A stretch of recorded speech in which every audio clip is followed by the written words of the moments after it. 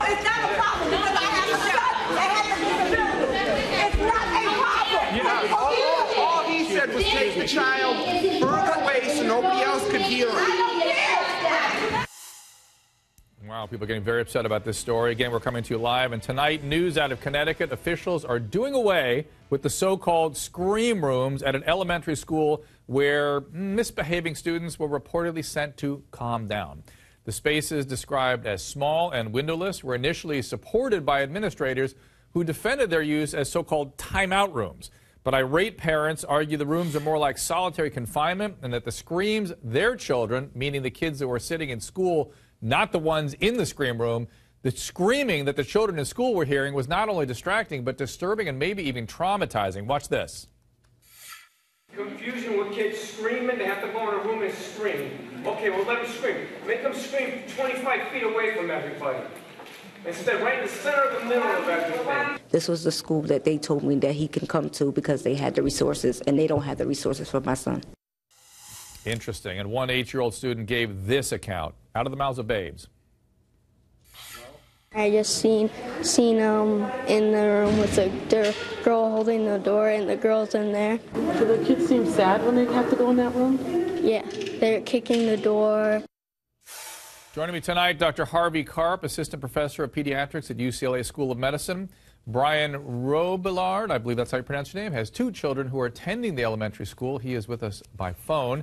And Jill Konopka is a reporter from WFSB in Hartford. Jill, can you give us the latest? Thanks for joining us, by the way. Last night meeting looked dangerously contentious, but it did bring about some change, did it not?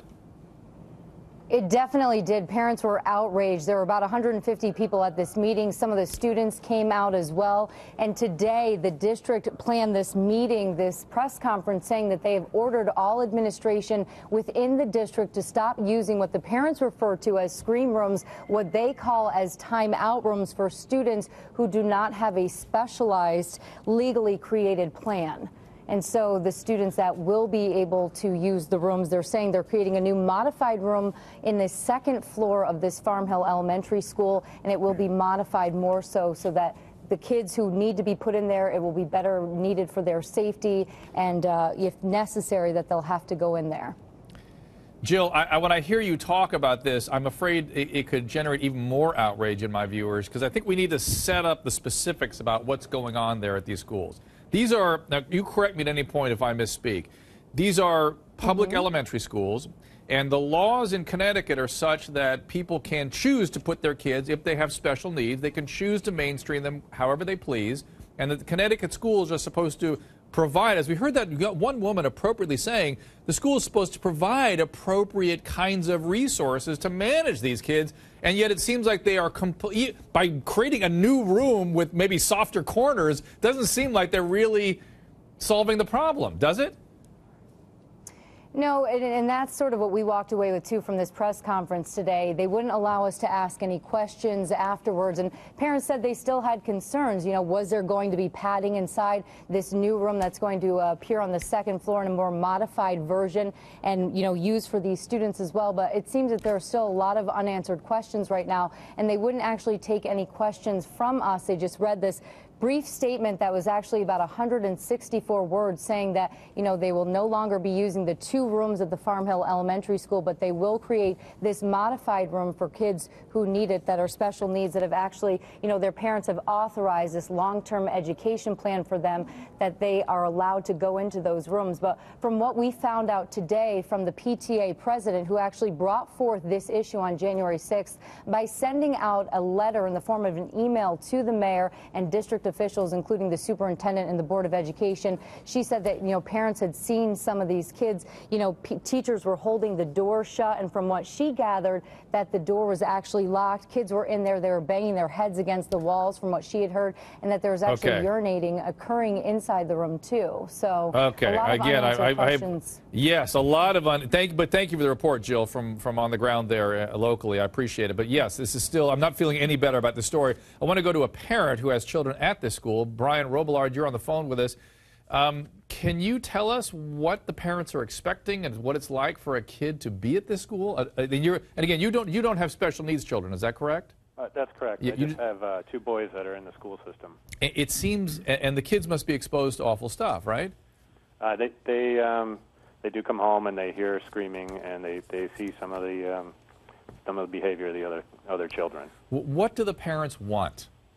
I think my view maybe is a little bit different than what has been in the headlines, and I think I speak for a lot of the parents at the school, and that the scream rooms are sort of a symptom, and that there's an overall behavior problem, and I think it's with a small number of children in the school.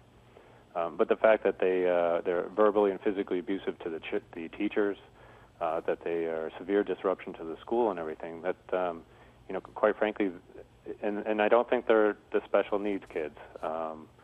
These are other children, and they should probably be suspended or expelled as per the policy of the Board of Education.